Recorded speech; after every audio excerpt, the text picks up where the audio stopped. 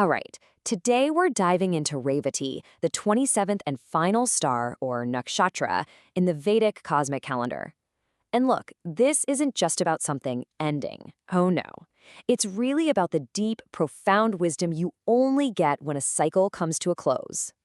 I mean, just think about that for a second. After all the fire, the struggle, the growth, and the massive transformations of the other 26 nakshatras, what kind of energy is even left at the very end? That's the journey we're taking right now, into the gentle, guiding light of Revati. Okay, so let's start with the basics, right? To really get Revati, you have to understand its unique position. I mean, it holds the final degrees of the entire zodiac. That's a place of huge spiritual significance. Revati is nestled right at the very end of the sign of Pisces, and its name? It literally translates to the prosperous one or the wealthy one. But here's the thing, we're not just talking about money or material stuff. This is about a richness of spirit, a deep wisdom, and a kind of compassion that you can only earn at the end of a very long journey. It's the culmination of everything that came before.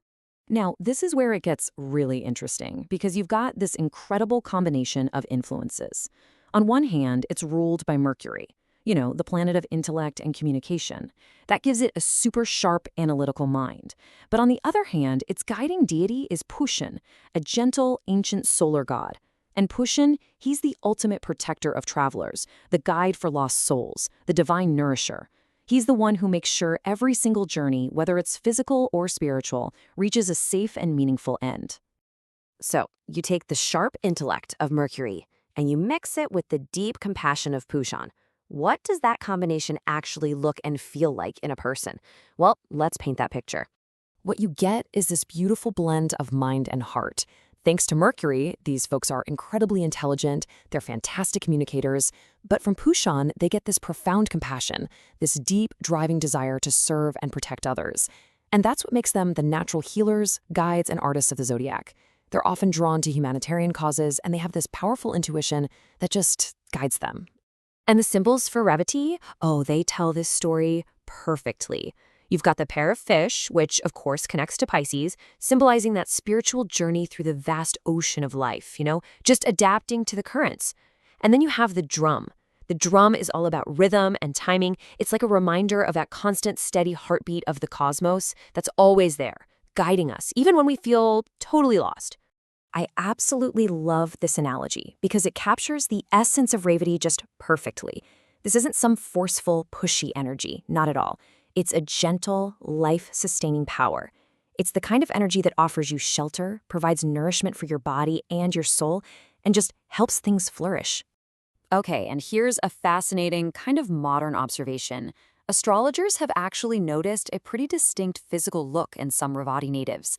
They often have very soft features, a minimized bone structure, these big, round, expressive eyes, and full, heart-shaped lips. The look, it's been compared to a Bratz doll. Seriously, it's this unique mix of watery softness and a bold, expressive quality. So how does this gentle, wise energy actually play out in the real world?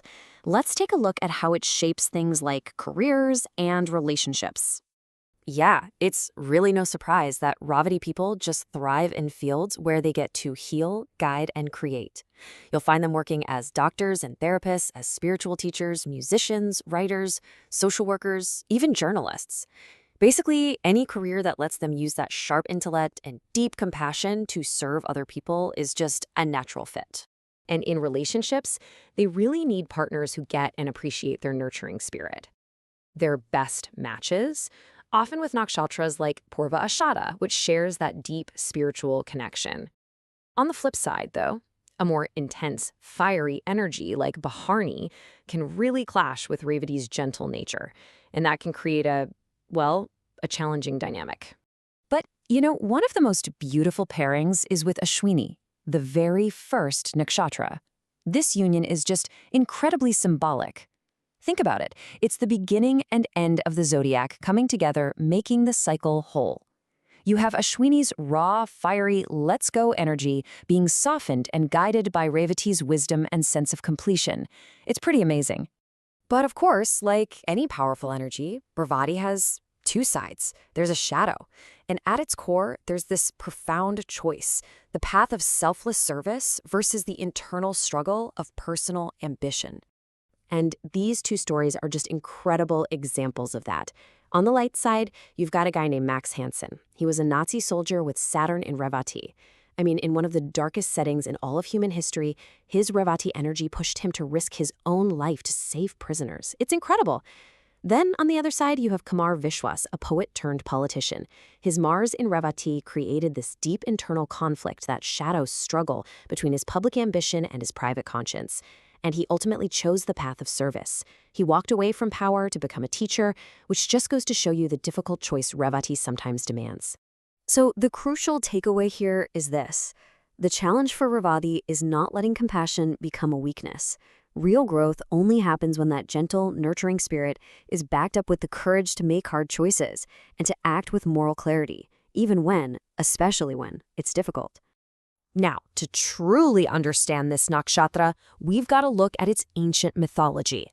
And let me tell you, it's a mind-bending story about time, change, and adaptation. So the story goes like this. King Kukubmi was looking for the perfect husband for his daughter, the Princess Revati.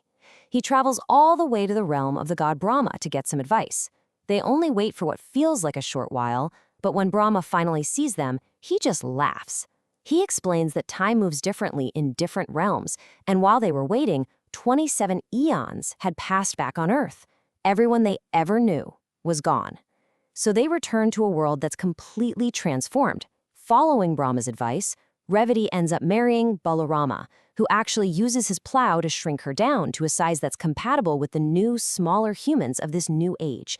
It's such a powerful myth about adapting to immense, unbelievable change. And that incredible myth, all about adapting to cosmic-level change, brings us right to the core purpose of this final star. What it teaches us is that all endings are also transitions. So when you boil it all down, the energy of Revati is here to provide safe passage. It's that gentle hand that guides us when we're lost, that nourishes our spirit, and that helps us end cycles with grace instead of bitterness.